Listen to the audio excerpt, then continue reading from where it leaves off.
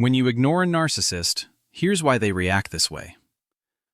Have you ever stopped to wonder what actually goes through a narcissist's mind the moment you disappear from their world? When you stop replying, stop chasing, stop explaining, and finally cut them off completely, do they spiral into panic? Or do they quietly start plotting their next move to pull you back under their control? What most people don't realize is that going no contact doesn't land the way you think it does. While you're sitting with grief, confusion, and the painful acceptance that the relationship you hoped for was never real, the narcissist is experiencing something entirely different. For them, your silence isn't about heartbreak or reflection. It's not about growth or closure. It's a disruption, a malfunction, a problem that needs to be solved. And that difference in perspective is everything. When you go no contact, you're making a decision rooted in self-preservation. You're choosing peace over chaos, clarity over confusion. But the narcissist doesn't see it as a boundary. They don't see it as your right to autonomy or an expression of your strength. In their mind, nothing has fundamentally changed.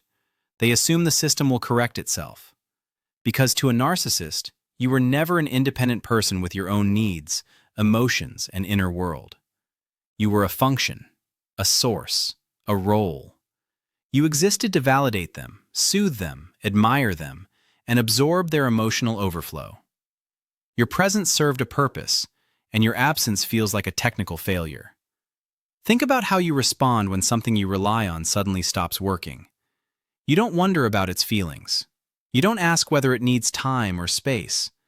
You focus on getting it back online as quickly and efficiently as possible.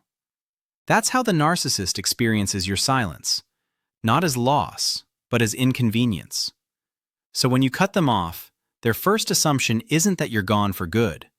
Their first hope is that this is temporary, that you'll get uncomfortable, that the guilt will creep in, that loneliness will hit, that curiosity will win, that you'll need closure.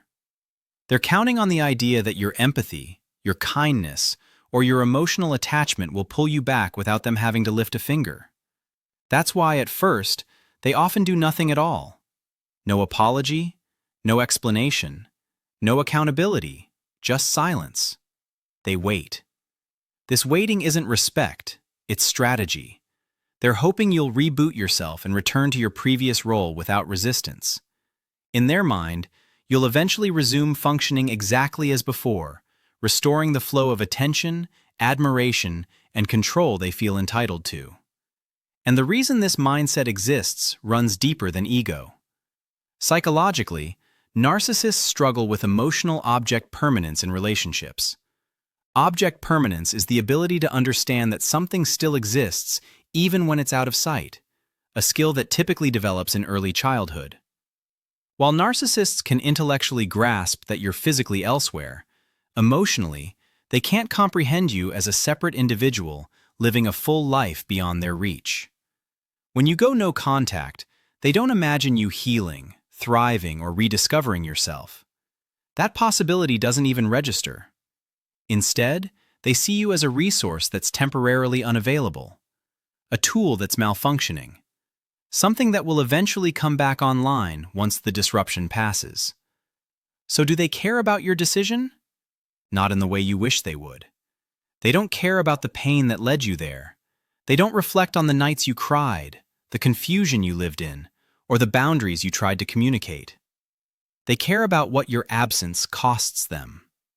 They care that the steady stream of validation has stopped, that their control has been interrupted, that the familiar dynamic no longer exists, and that disruption feels threatening to their identity.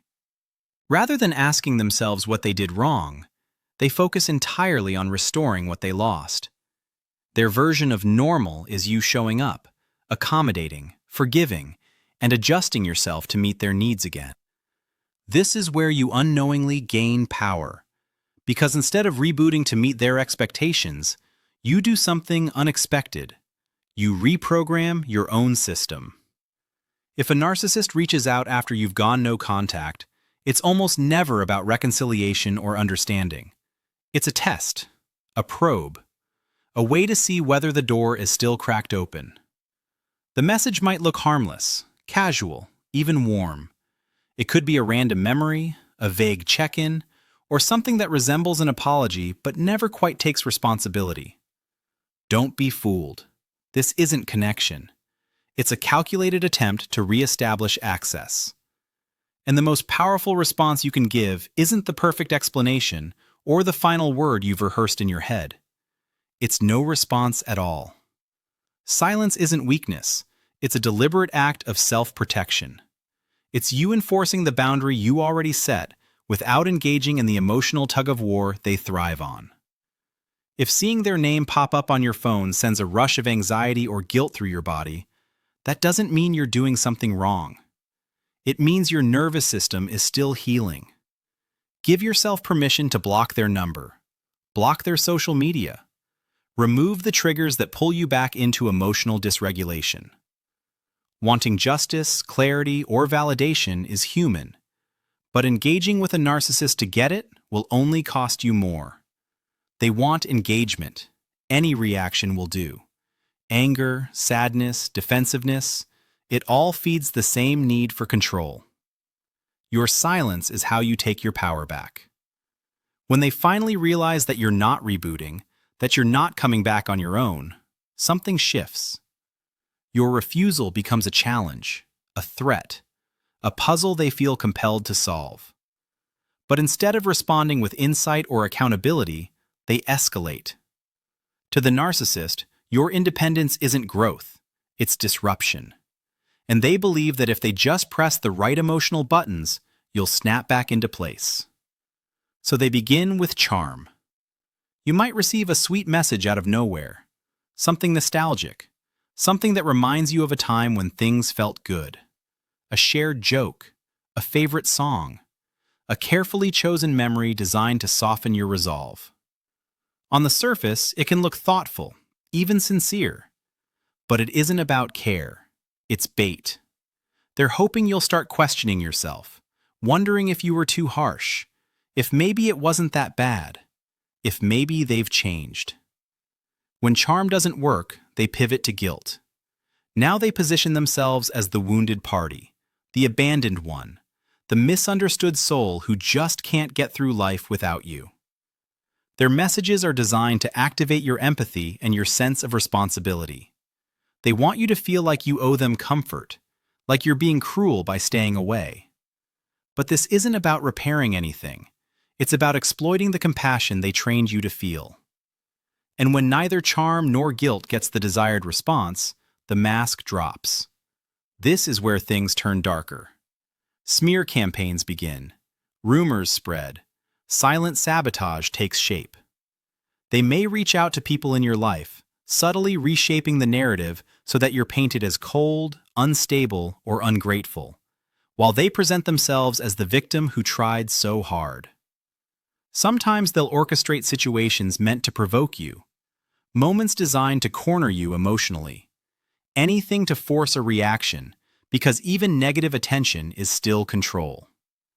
Their desperation isn't about love, it's about dominance. And this is where having a simple, repeatable response becomes essential. Instead of defending yourself or explaining your boundaries again, use a neutral phrase that shuts the door without feeding the fire. I can't help with that.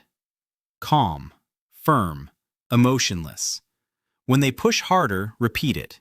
I can't help with that. If necessary, end the interaction entirely. Walk away, hang up, disengage. This works because it starves the manipulation of fuel. Narcissists depend on emotional reactions. When they don't get one, the dynamic collapses. And when every tactic fails, when the reboot doesn't happen, the charm falls flat, the guilt doesn't land, they move to the next phase. Replacement. Not because they've healed, not because they've moved on, but because they need to prove, to themselves and to the world, that they're still in control. When a narcissist realizes that none of their direct tactics are working, when the silence holds, the charm fails, the guilt goes unanswered, and the manipulation doesn't hook you, their focus shifts outward. This is the moment they decide they need an audience.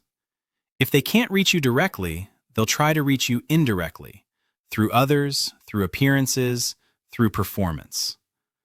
This is where replacement enters the picture. To the narcissist, replacing you is not about love, healing, or moving forward. It's about optics. It's about control by proxy. They need proof, both for themselves and for the world, that they are still desirable, still powerful, still winning. The new person isn't a partner, they're a prop. A living symbol meant to communicate one message. I didn't lose anything.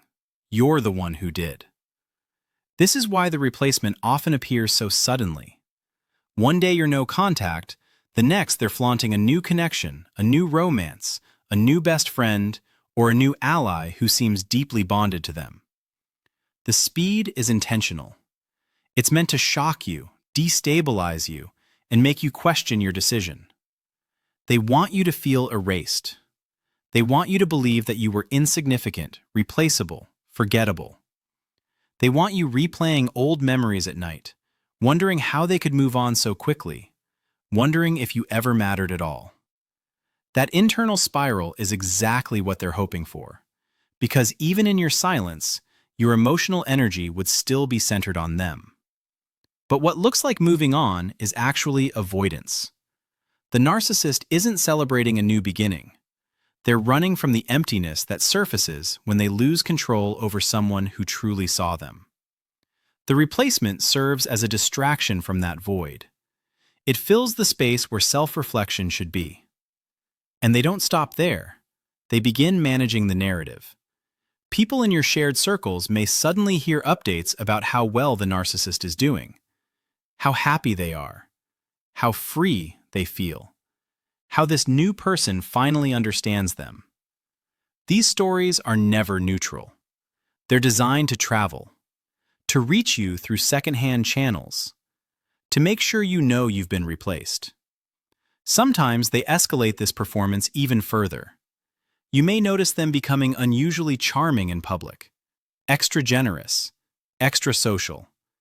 They take on leadership roles, volunteer, host gatherings, or step into the spotlight in ways they didn't before. Everything becomes a stage.